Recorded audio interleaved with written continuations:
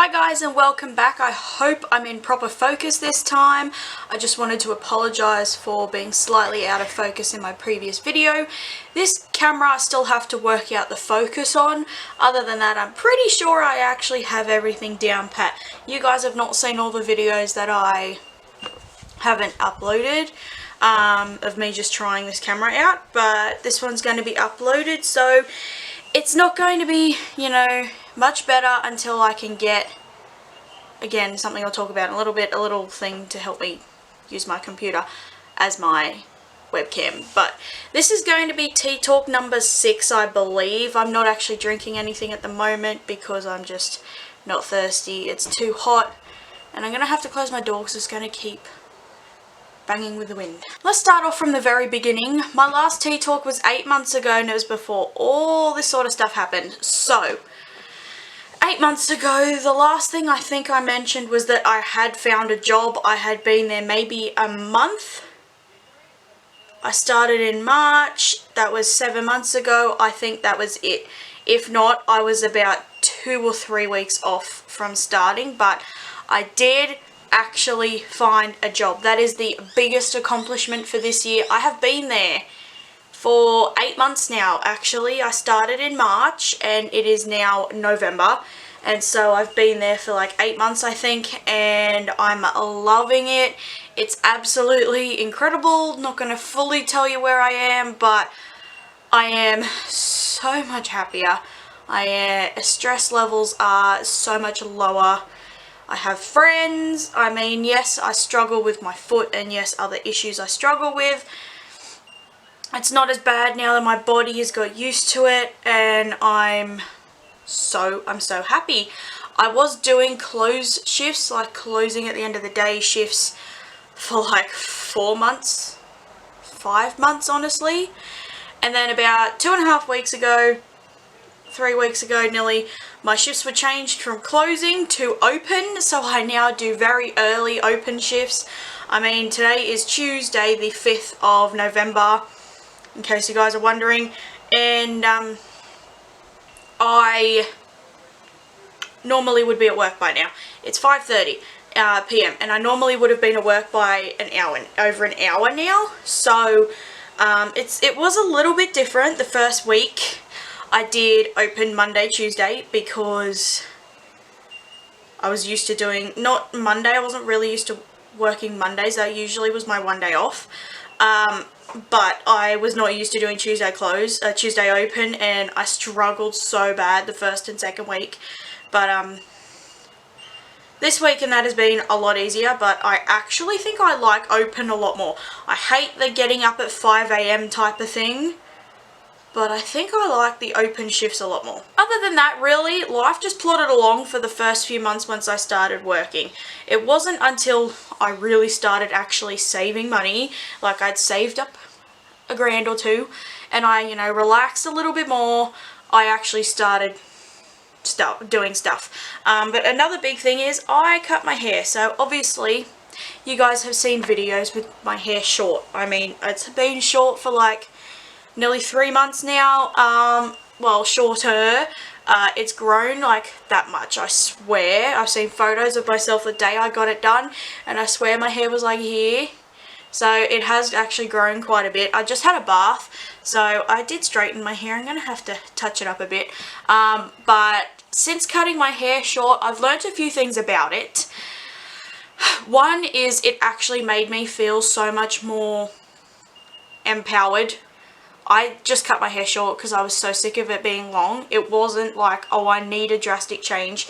It was, I wanted a drastic change, but I wanted to cut my hair short, and it wasn't like I'm in a breakdown, I need to cut my hair short or anything.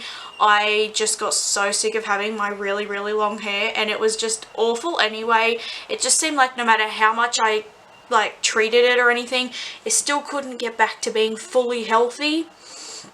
But there's some things I've learned since I've cut it short.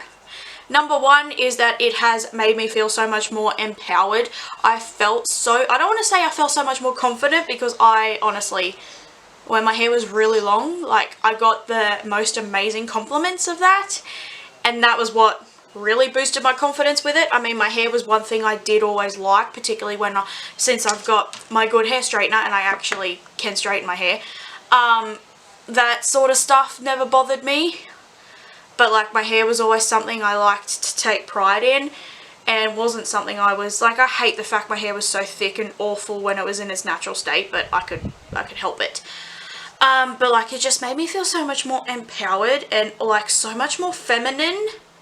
I mean, in one way it was so pointless for me to have such long hair, because I do work around food and things like that, and I had to have my hair up in a bun with a hairnet on with a hat over the top. So in one way it's kind of pointless for me to have really, really long hair, but it just made me feel so much more empowered. It made me feel so much more, like, I don't want to say more confident, but in a way it did. And I like it. Second thing I learned is I am never doing it again. As much as I think it is amazing and as much as I really like it, never again. So I am growing my hair out. I don't know if I want it to get to the length that it originally was before I cut it, but I definitely need long hair. So all hairdressers did warn me, and my mum and everyone did, and I knew it was going to happen, that with my hair being so thick and fuzzy and curly, cutting it short was going to put it into shock, and it was going to go even worse. Now these side bits in here, both sides, they're okay. Like, even if I leave my hair in its natural state, these bits here are okay. It's the bit, like this chunky bit at the back here, that's the issue. It goes, like, the really bottom layer of my hair here is so it's about that much shorter than the top layer, because that way it just stops my hair from looking so bulky at the back, because I didn't want to get an undercut. But that is, you know, to stop my hair looking so bulky. But those bits just went so curly, it was like they curled up in a ball, and so that poofed my hair out even more. And the curlier it is, the harder it is to straighten. I have to thin my hair out. Rightio, my phone just rang. Now I have no idea what I was saying, because it's been like 20 minutes. It was actually work calling me asking if I wanted to work on Saturday. The answer was yes. But about my hair, yeah, never ever cutting it short again. I have to straighten it, otherwise the back bit, like underneath, curls up so much, it like curls up in a little ball and it just poofs out so much, and then it's harder to straighten. I have to thin it out about every month now, because otherwise it's just so thick it almost won't straighten. Apologies if I'm not actually looking at the camera. I'm making sure I kind of stay in focus, but I don't have my glasses on, so I can't quite see. I'm just giving my whole face a rest, because I was starting to get blisters where my little nose pieces sit because of the heat at work, so I need to just let that sit for the rest of the night. But that's another thing. I sat on my prescription sunglasses and broke them. Went to take them to the place where I got them, and they were like unfixable. They were like, you might as well get a new pair. I was like, can't afford that / don't want to. So I went and bought like a $3 pair of sunglasses from the reject shop. Fitted me great, looked really nice, but they have ruined my eyesight. Like right now I can see, but it's just like everything is like, it's like my eyes don't have autofocus. That's what it's like. It's not like everything's blurry. The only way I can describe it is, it's like you're trying to look through a fly screen, if that makes sense. You know, like a fly screen on your window. It's not like you're up close and you can see through everything. It's like you're sitting a bit further back. Everything looks kind of blurry, a little bit pixelated, not really normal. That's kind of what things look like. I also did add some other decorations to my room, so I've put those shelves up that I've actually just got, you know, little things on them, and put my jewelry on there. And then up the top I ended up putting the ivy. I keep wanting to adjust it to make it go all the way along, but I thought might as well wait till after Christmas. And then on my lounge I've got cushions with leaves and that on it too. So, but anyway, in my fish tank over there, 2 of my fish died last week. The little black one was swimming around totally fine Tuesday morning. Tuesday I come home from work after only being gone for like 6 hours and he was dead. Stuck in the bottom of the filter thing. He was gone. I pulled him out of the filter to see if he'd swim around or if he was breathing. He wasn't doing anything. And then Friday, one of the newer ones I bought, it was so rude, could have been one of the old ones, the bigger one, it was orange, fully orange fantail with like black, it looked like it had black flames on its tail. It was so cool. It got stuck in the plants in the corner and kind of like, because I got called into work early Friday because someone didn't show up, so they called me at like 20 to 7 in the morning and were like, hey, can you get here ASAP, because open person didn't show up. So I got up and did that. Saw that he was near the plants, didn't realise he was probably stuck, came home at like, so I started at like 7 AM and then got home at like 3. Yes, it was a very long shift and awful. And it was in the plants then, and I realised when I got up that morning, oh, he's probably stuck in the plants. So I pulled it out, I got the net and moved it out of the plant, and basically sunk to the bottom, and then like an hour later he was stuck in the filter again. He was stuck in the filter and wasn't moving, breathing or anything, so he was gone. And now I think one of the white ones is dying. He keeps sinking to the bottom. So I know I have to add some more water to the tank. I think that's what I have to do. I think I'll take him out and sort of clean the tank out. Tomorrow morning, gonna get call around and book my car in for a service. It's due this month. I was gonna wait till like the last week, obviously, and get it done, but I can't. It needs it done. I mean, the car's 10 years old. Some 10-year-old cars are amazing, but I think it's going to start and struggle. Like, it's going to start and need a service. Like, need to keep up with the services. I mean, honestly, I've still got, I think I have 2.5 years, 3 and a bit years left on the loan, and honestly, I feel like just getting cash out, saving up like $1,000 and giving it to my dad at a time, because my dad technically paid for the car, and being like, we need to pay this car loan off ASAP, because if the thing dies, I want to get rid of it so I can get something else, because I need to pay off my Holden's loan. I'm still paying that, although I have paid a hell of a lot off it. I am still paying the Holden's loan off. For some reason, I cannot get it under $3,000.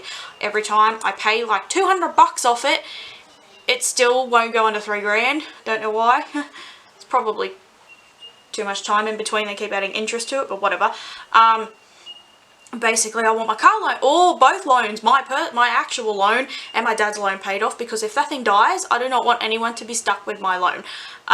Or, you know, although it's insured, but if it just dies from natural causes, I don't know what they do that way.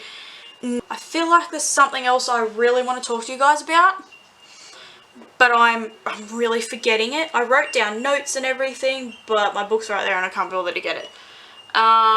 Shadow, we've had her nearly a year. She's so good. She's asleep up near my pillow at the moment. She's so snuggly. Not like, oh, pick me up and give me a cuddle snuggly, but like, if I'm laying in bed, she'll lay right down next to me and I'll kiss her and we'll snuggle, and she kisses me back and she just purrs. She loves tummy rubs. I have never met another cat that likes tummy rubs. I mean, our other cat, Tinkerbell, liked them to an extent. My dad's cat, Lucy, you can't even attempt to give her a tummy rub. She'll rip your arms off. The cat downstairs, you touch his little curly hair on his tummy and he'll bite you. I mean, I don't think I've ever met a cat that likes tummy rubs as much as she does. She loves it. Like, she actually lays there and curls upside down, like, come on, give me a tummy rub. And if you are patting her and all that and you stop, she'll grab you and make you do it again. So she's so cute, honestly. I finally sorted out the problem with her getting worms. She just kept getting worms all the time, and I kept giving her the worming treatments, and I was like, constantly giving her these worm treatments is not normal. I've never had a cat that's had to have worms has had to have treatments like this. So apparently she got worms from ingesting an infected flea, like the flea was infected with the worm. Cannot remember what the type of worm it was. They wrote it down. It's got 50 million letters in it. But apparently that is what the problem was. So I've got a plan and everything on to treat her. Basically, it's flea her and worm her once a month instead of every 3 months, and hope that her body just kicks it out. the worming treatment does work, but because it keeps coming back, yeah, so she needs a flea treatment today or tomorrow, and then a worming treatment at the end of the month. So yeah, she's not very happy, although I do have to say I found a worming paste that goes on the back of her neck. Like a flea treatment, it's absorbed through the skin, and it's actually what the vet recommended me. He was like, oh, you can buy her the tablets that you get from the vet, which I normally did, but I can't get them into her, and I have to take her down. And I said, I am not bringing her down once a month. I know it's only once a month for like 20 minutes, but I'm not bringing her down once a month for a worm tablet. Like, no, they don't charge me for them to give her the tablet. They only charge me for the actual tablet, but that doesn't matter. I'm not taking her down once a month. She will begin to remember that there is a pattern happening there, and she hates it enough. I mean, she's been to the vet, what is it, 6 times since we've had her. Twice was just to get her claws trimmed, but she still had to have the trip down there. And I mean, she needs her claws trimmed soon again. And I mean, if there's other things that are wrong with her, like if she cuts herself or something, I said, I don't want her to be having too many vet trips. It stresses her out and she gets really cranky not at me, she just gets cranky. She doesn't like the vet. Doesn't like the vet at all. And plus, you know, she needs immunizations, just other things. I said, no, that's not happening. So he did say the other thing was the actual worming paste I was using, which is, thank God, so much easier to put on her, even though it's still a struggle. It's easier than trying to shove a whole tablet down her gullet. And then a flea treatment's the same. I actually do it like about 2 weeks difference. So I'll give her the flea treatment tomorrow, wait about 2 weeks worm treatment, and then that way it's still in the same month, but it's still alternating, so they're not getting one on top of each other. Seems to be working so far. She's actually a really good girl. She's stopped weeing on our bath mats. We've had our bath mats out for 24 hours now. She has not weed on them. She used to wee on them so bad because she hated the cat downstairs. She still hates him, but she hated him so bad that she would wee on our bath mats because it's almost like, even though he never came up in the house up here, he only lived downstairs and would wander around in the garden out the side. She never knew that he wouldn't come in the house, and the bathroom is her bedroom, and that was her marking her territory, knowing he won't come in the house. So, like, he won't go in there even if he does come in the house. So that's what the vet said, because she wasn't stressed. She was eating normally. Everything else checked out fine, except for the fact she hates this other cat. And Nimbus is gorgeous, but he hates her too, and he's just as much at fault as she is. He comes up to the door and starts howling and yelling and being a pain, so he's a tease, and he's just as much at fault as she is. So another thing that is happening is I don't know how long I've been talking with my camera not recording, but whatever. My grandma is starting to need extra care than what we can actually provide for her here. We are slowly, or not slowly, but we are starting to get the process started of her possibly going to get extra care. Not at home, possibly going somewhere else to a home. You know what I mean? Type of thing. Not that she's dying or she's sick. It's just we can't give her the physical. We can't lift her up. We can't get her out of bed. We have to shower her. And I know it should be more of our responsibility, but it's getting to the point where it's like we just can't. It's too much. Like, everything is too much. Like, my mum's working now. She actually has a job. So, and I'm working like 30 hours a week at the moment. Hopefully, maybe a full-time position will be opening up soon, and I'm hoping I can snatch that. I'll be working like 40 to 45 hours a week. If that happens, it's not only we don't have the time, we just don't have the physical strength, the mental strength, or anything like that anymore. She needs extra care than what we can provide for her. And it's not, oh, we'd rather be at work. Doesn't matter if we're home or not, it's still too much. And so if that happens, and she goes, my mum will be moving in with my stepdad after a couple of months, once we all get adjusted and sort everything out.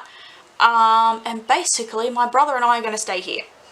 This is technically a 3-bedroom house, can be a 4-bedroom, and we figured, we've been looking around on all the real estate websites and things, and 2-bedroom places are like $30 a week cheaper than what we get it here. Our landlord will probably already say yes because we already live here, We don't have to go and find a house with no rental history, not be accepted. I mean, if our landlord says yes, which we pretty much know he will, we've been living here for 4 years, we haven't had an issue, so he knows we're good tenants, he knows we will look after the place. So that may be changing, my background may be changing, I may get like a permanent filming setup. My brother's going to get what is my mum's room and turn that into a study type of thing, and then he's going to also get the garage for like a man cave. Not that you can put much in there, but he and his friends will just sit out there. They have game nights and things like that, but I want my own space. The front room will turn into a lounge room and the other room will just turn into like a little game room thing, but it's like, well, what am I going to have? So there's a space in the other room. I would put my desk. It's in front of a nice big window, but the window's a little bit higher up, so I might not have shadow jumping in it all day. And so hopefully I can film in there. And even if I can, I might even be able to buy a sheet or something and use like our laundry stand or something and get a backdrop. I don't know. I don't know. That stuff will happen way down the line. This might even be a year and a half away. Even more, depends on how the actual processes go, depends on how long we plan all this. But really, if my brother and I can stay here, we don't have to pay to move. We don't have to pay movers. We don't have to pay bond or 2 or 3 weeks rent in advance. Sometimes places even need up to a month in advance. We know we can keep shadow here. We don't need to go buy all extra furniture, although yes, like we'd probably take all the furniture we have here, but in case it doesn't fit, we don't have to go buy furniture because we know it all fits here. And it's like, my brother and I have already figured out where we're going to put everything, how we're going to sort things out, and it's going to be so good. It's going to be so good. And it's now that even just the slightest possibility has come up about it, it's almost getting to the point where I just want everyone to leave because it's like, I can't wait. It's not like I'm excited for it. It's like I can't wait. It's like I need that alone time. I need to come home and be alone. Like, okay, I know if I come home from work at night, it's like 9:30, 10 o'clock. My mum's gone to bed, grandma's asleep. My brother's in his room or he's out. But it's like I need to come home and have my brother either here and that's it. Like, that's it. It's like I literally almost cannot wait for all this to happen. I know it'll come in all due time. I know everything will, it all lands in its right place when it's supposed to. But I still also just can't wait for everything to finally be settled. I mean, my brother and I were probably going to move out the next year anyway, regardless. If my mum and my grandma were probably going to find a place of their own, or even possibly move in with my stepdad till my grandma got into a home if she had to, or until she passed. And then my brother and I were going to find our own place anyway, but it's like we might as well just stay here. Like really, for a 4-bedroom house, the price we get here is a bargain because it's, like 2-bedroom places still even in the suburb, in this entire city, outskirts of the city, north, south, west, can't go too much further east or you end up in the ocean. Pricing is like 20-30 bucks cheaper, and we thought even for this, like for that, we still can't justify it. We might as well stay here. I mean, if we don't have to move, it would be so much easier. But the other thing I have to say is my brother and I have talked about financials. The way we have it set up, I don't know if I can actually afford to stay here and pay my part the way we've sorted it out. Totally fair the way we've sorted it, but I don't know if I can. So I'm waiting a couple of weeks. Obviously all this stuff is not going to happen immediately. Still definitely not this year. Definitely maybe not even the first 3 or 4 months next year. But I am going to wait and see if this full-time position at work opens up. If that happens, that's great. I don't have to do anything. I can just stay where I am. If not, after Christmas, I am going to go hairs down, bum up, and search for second jobs. I have had my job search agency ask if I want a different job, like leave where I am. I don't want to leave where I am. I love them. If I left, I think honestly some of them would cry. I don't want to leave. I'd rather a second job or go full-time. And So yeah, if that happens, I'll be looking for a second job. I, at the moment, am only limited to 30 hours a week where I am because I am part-time. But if I go full-time and I can do even an extra 3 or 4 hours a week is enough to push me to where I can afford all this, because I still hope to put a certain amount of money away each week in my savings. Otherwise, I will never save for anything, because still a few years down the line, my car's going to cost me a lot. So, yeah. I think that's all I have to talk about, guys. This video is long enough. I'm going to go. Thank you so much for watching. I do apologise if my camera's slightly out of focus. I can't fully see the viewfinder, and even then, it's still, I don't know if I'm fully in focus or not, but I hope I am. It's at least better than that Sony thing I tried to film with. So, thank you guys so much for watching, and I'll see you in my next video.